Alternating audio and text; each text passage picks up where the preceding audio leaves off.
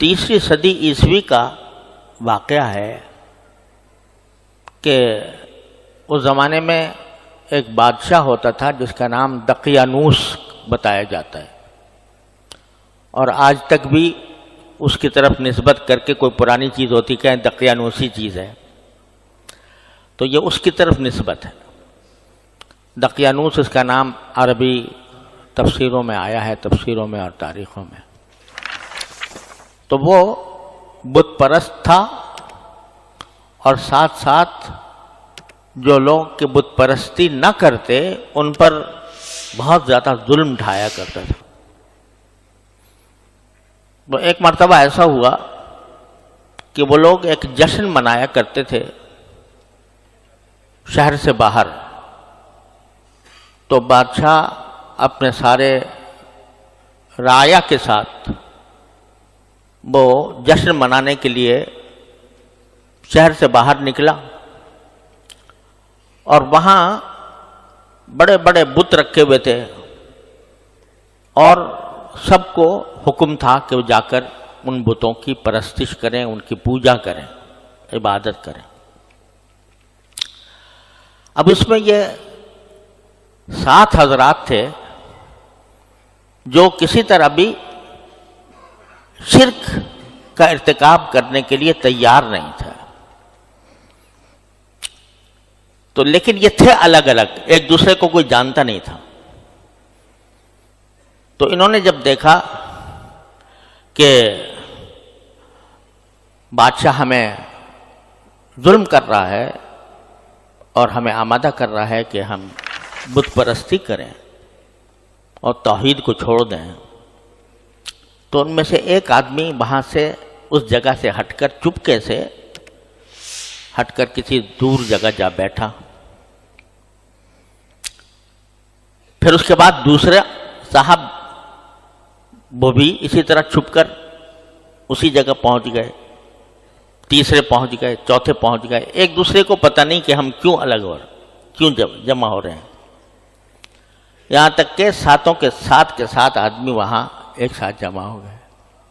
اب کوئی دوسرے کو بتانا نہیں چاہتا تھا کہ میں کیوں آیا ہوں، کیونکہ اندیشہ تھا کہ اگر یہ بات کھل گئی بادشاہ کے اوپر کہ بت پرستی سے بچ کر یہ لوگ آئے ہیں تو وہ ظلم و ستم کا ارتکاب کرے گا، تو ایک دوسرے سے بھی نہیں پوچھتے تھے تم کیوں آئے۔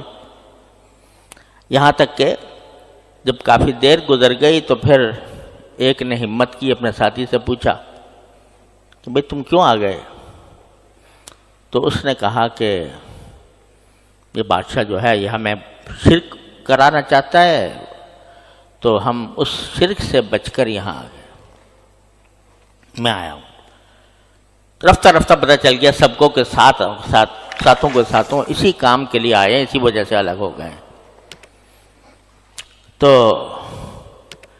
اب دونوں نے کہا، ہم سب نے مل کر کہا کہ بھئی کیا کریں، یہ بادشاہ کے ظلم و ستم سے کیسے نجات حاصل کریں۔ بادشاہ نے کو یہ کرنا ہی تھا کہ ان کو پکڑ کر ان کو ظلم کا ستم کا شکار بنائے۔ تو اس کو کسی طرح پتہ چل گیا، اس نے جا کر ان کو پکڑوا لیا، گرفتار کر لیا۔ گرفتار کر کے ان کو مجبور کیا کہ یا تو بت پرستی کرو ورنہ تمہیں ہم ہلاک کر دیں گے، قتل کر دیں گے۔ تو انہوں نے کہا اچھا آپ ایسا کریں کہ ہمیں کچھ تھوڑی سی مہلت دے دیں،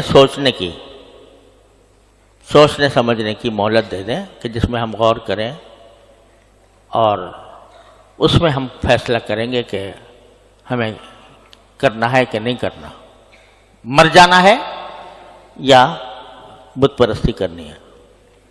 تو یہ کہہ کر ان کو کچھ مہلت مل گئی۔ جب 7 کے 7 کو مہلت مل گئی تو اس وقت انہوں نے یہ دعا مانگی۔ کیا مانگی؟ ربنا آتنا من لدنک رحمتا وہیئ لنا من امرنا رشدا، کہ ہمارے پروردگار ہمیں اپنی طرف سے ایک رحمت ایسی دے دیجئے کہ ہمارے لیے ہدایت کا راستہ، بھلائی کا راستہ تیار شدہ مل جائے آپ کی رحمت سے. تو اللہ تعالیٰ نے ان کے دل میں ڈالا تو انہوں نے کہا وَإِذْ اعْتَزَلْتُمُوهُمْ وَمَا يَعْبُدُونَ إِلَّا اللَّهَ فَأْوُوا إِلَى الْكَهْفِ يَنشُرْ لَكُم مِّن رَّحْمَتِهِ وَيُهَيِّئْ لَكُم مِّرْفَقًا يُهَيِّئْ لَكُم مِّنْ أَمْرِهِ مِرْفَقًا. تو انہوں نے کہا کہ جب تم ان بادشاہ سے کنارہ کشی اختیار کر کے آ ہی گئے ہو اور تم نے ان کو بھی چھوڑ دیا اور جن خداؤں کو وہ مانتے تھے ان کو بھی چھوڑ دیا، تو اب ایسا کرو کہ ایک غار میں جا کر پناہ لے لیتے ہیں. فَأْوُوا إِلَى الْكَهْفِ، اور پناہ لے لو ایک غار میں. يَنشُرْ لَكُمْ رَبُّكُمْ مِنْ رَحْمَتِهِ، تو ہم نے جو دعا مانگی تھی کہ اللہ ہمیں رحمت عطا فرما دے، تو اللہ تعالیٰ ضرور ہمیں ہمارے لیے اپنے رحمت کے بازو پھیلا دیں گے. اور وَيُهَيِّئْ لَكُم مِّنْ أَمْرِكُم مِّرْفَقًا، ہم نے کہا تھا کہ ہمارے لیے راستہ تیار کر دیجئے، ہدایت کا راستہ، بھلائی کا راستہ. تو اللہ تعالیٰ ضرور اس دعا کو قبول کر کے ہمارے لیے راستہ تیار کر دیں گے، آسانی کا راستہ، راحت کا راستہ. چنانچہ جا کے ساتھوں کے ساتھوں ایک غار میں جا کے چھپ گئے. تو اللہ تعالیٰ فرماتے ہیں کہ ہم نے ان کے چھپنے کے بعد وہ لیٹے غار میں، تو فَضَرَبْنَا عَلَىٰ آذَانِهِمْ فِي الْكَهْفِ، تو ہم نے اس غار کے اندر ان کے کانوں پر تپکی دی، جیسے کسی بچے کو سنانے کے لیے دی جاتی ہے. ان کے کانوں پر تھپکی دی، اس کا نتیجہ ہوا نیند آ گئی. اور نیند کس طرح؟ فَلَبِثُوا فِي الْكَهْفِ سِنِينَ عَدَدًا، کہ وہ کئی سال تک اسی غار میں سوتے رہے. اور آگے جا کر قرآن کریم نے ان سالوں کی تعداد بھی بتائی کہ 300 سنین وازدادوا 9، 309 سال غار میں سوتے رہے، غار میں سوتے رہے 309 سال. اور یہاں بھی بعض حضرات نے یہ نقطہ بیان کیا ہے، میں نے حساب تو نہیں لگایا، لیکن نقطہ یہ بیان کیا ہے کہ 300 سنین وازدادوا 9، قرآن کریم میں یہ فرمایا کہ 300 سال رہے اور 9 سال زیادہ. تو 300 سال تھے شمسی حساب سے، اور 9 سال اس میں بڑھ گئے قمری حساب کے. تو اللہ تبارک و تعالیٰ نے یوں نہیں کہا کہ 309 سال رہے، بلکہ فرمایا کہ 300 سال رہے اور 9 سال کا اضافہ کیا. تو یہ قمری سال جو ہوتا ہے وہ بڑھ جاتا ہے نا، تو وہ 300 میں 9 بڑھ گئے تھے. 309 سال پڑے سوتے رہے. اور قرآن کریم نے نقشہ کھینچا ہے اس کا کہ کس طرح سوتے رہے کہ وَنُقَلِّبُهُمْ ذَاتِ الْيَمِينِ وَذَاتِ الشِّمَالِ، ہم ان کو پلٹتے رہتے تھے، کبھی دائیں طرف کبھی بائیں طرف، یعنی اسی نیند کی حالت میں ان کو کروٹیں دیتے رہتے تھے، کیونکہ سیدھے اگر لیٹے رہتے تو زخم آ جاتے ہیں پشت کے اوپر. لیکن ہم ان کو دائیں طرف بھی پلٹتے تھے، بائیں طرف بھی پلٹتے تھے. 300 سال تک کروٹیں دلواتے رہے ان کو. اور سورج ان کے دائیں بائیں سے گزر جاتا تھا اور ان کے اوپر براہ راست اثر انداز نہیں ہوتا تھا. اور قرآن کریم نے یہ بھی نقشہ کھینچا ہے کہ وہ جس طرح سو رہے تھے اور ان کا کتا وہیں پر اپنے بازو پھیلائے ہوئے بیٹھا تھا، وَكَلْبُهُمْ بَاسِطٌ ذِرَاعَيْهِ بِالْوَصِيدِ، ان کی چوکھٹ پر کتا جو ہے وہ اپنے بازو پھیلائے ہوئے بیٹھا تھا.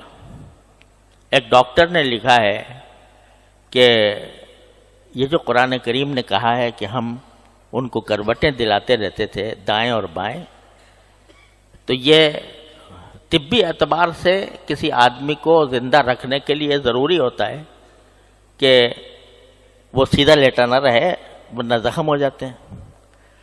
لیکن کتا جو تھا وہ اپنے بازو پھیلا کر بیٹھا رہا 300 سال تک. تو وہ ڈاکٹر کہتا ہے کہ انسان میں اور کتے میں یہ فرق ہے کہ انسان کے تو پشت میں زخم ہو جاتے ہیں، لیکن کتا جو ہے وہ اس کے کھال میں اللہ تبارک و تعالیٰ نے یہ صلاحیت رکھی ہے کہ اس کو زیادہ دیر زمین پر رہنے کی وجہ سے اس کو زخم نہیں ہوتے. تو وہ باسط ذراعہ بالوسیط. اور اللہ تبارک و تعالیٰ نے نقشہ کھینچا کہ اگر تم اس حالت کو دیکھتے جس حالت میں کہ یہ لوگ وہاں سوئے ہوئے تھے اور کتا ان کے پاس ان کی دہلیز پر بیٹھا ہوا تھا، تو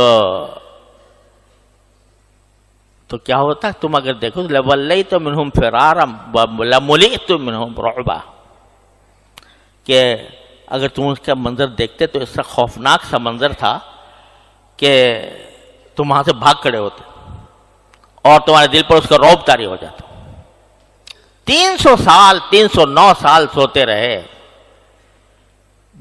ثم بعثناہم، پھر ہم نے ان کو زندہ کیا، یعنی پھر وہ نیند سے بیدار ہوئے. تو نیند سے جب بیدار ہوئے تو نیند سے بیدار ہو کر آپس میں ایک دوسرے سے پوچھ رہے ہیں کہ بھائی کتنی دیر ہم سوتے رہے؟ تو کسی نے کہا کہ بھائی 1 دن سوئے، کسی نے کہا کہ 1 دن کا کچھ حصہ سوئے. آخر کار انہوں نے کہا کہ چلو بھائی پتہ نہیں کتنا سوئے، یہ تو الگ بات ہے، لیکن بھوک لگی ہوئی ہے تو کوئی کھانے پینے کا انتظام کرو.